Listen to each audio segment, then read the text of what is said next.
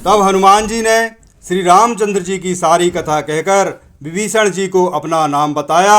सुनते ही दोनों के शरीर पुलकित हो जाते हैं और श्री रामचंद्र जी के गुण समूहों का स्मरण करके दोनों के मन में प्रेम और आनंद में मगन हो जाते हैं। विभीषण जी कहते हैं, हे पवन पुत्र, मेरी रहनी सुनिए। मैं यहाँ वैसे ही रहता हूँ जैसे दांतों के बीच में बेचारी जीव रहती है। हे तात, मुझे अनाथ जानकर सूर्यकुल के नाथ श्री रामचंद्र जी क्या कभी मुझ पर दया करेंगे, कृपा करेंगे?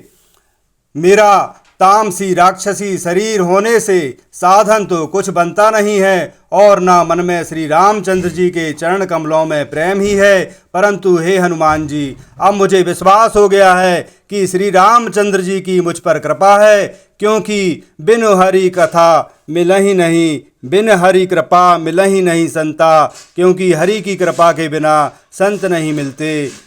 जब श्री रघुवीर जी कृपा की है तभी तो आपने मुझे हट करके अपनी ओर से दर्शन दिए हैं। हे हनुमान जी, आप धन्य हैं। हनुमान जी कहते हैं, हे विभीषण जी, सुनिए, प्रभु की यही रीति है कि वे सेवक पर सदा ही प्रीति करते हैं, प्रेम किया करते हैं।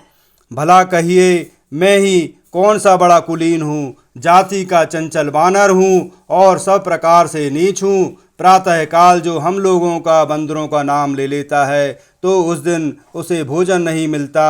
असमय अधम सखा सुनू मोहू पर रघुवीर, कीन्ही कृपा सुमरि गुने भरे बिलोचन नीर। हे विभीषण जी, हे सखा, सुनिए, मैं ऐसा अधम हूँ, पर श्री रामचंद्र जी ने तो मुझ पर भी कृपा की है। भगवान के गुणों का स्मरण करके हनुमान जी के दोनों नेत्रों में प्रेम अश्रुओं का जल भर आता है। जो जानते हुए भी ऐसे स्वामी श्री रघुनाथ जी को भुलाकर विषयों के पीछे भटकते फिरते हैं, वे दुखी क्यों नहीं होंगे? इस प्रकार श्री रामचंद्र जी के गुण समूहों को कहते हुए उन्होंने अनिर्वचनीय परम शांति प्राप्त की।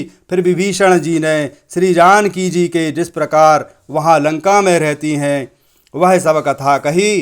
तब हनुमान जी कहते हैं, हे भाई सुनो, मैं जानकी जी माता जी को देखना चाहता हूँ। विभीषण जी ने माता के दर्शन की सब युक्तियां उपाय कह सुनाया। तब हनुमान जी विदा लेकर चलते हैं। फिर वहीं पहले का मशक सरीखा रूप धारण करके वहां गए जहां अशोक वन में वन के जिस भाग में श्री सीता जी रहती हैं। श्री सीता जी को देखकर हनुमान जी ने उन्हें मन ही मन में प्रणाम किया।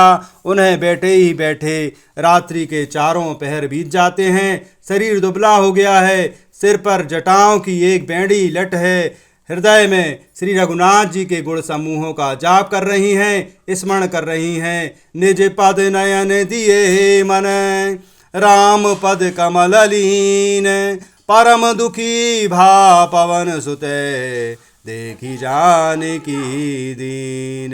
श्री राम जय जय राम।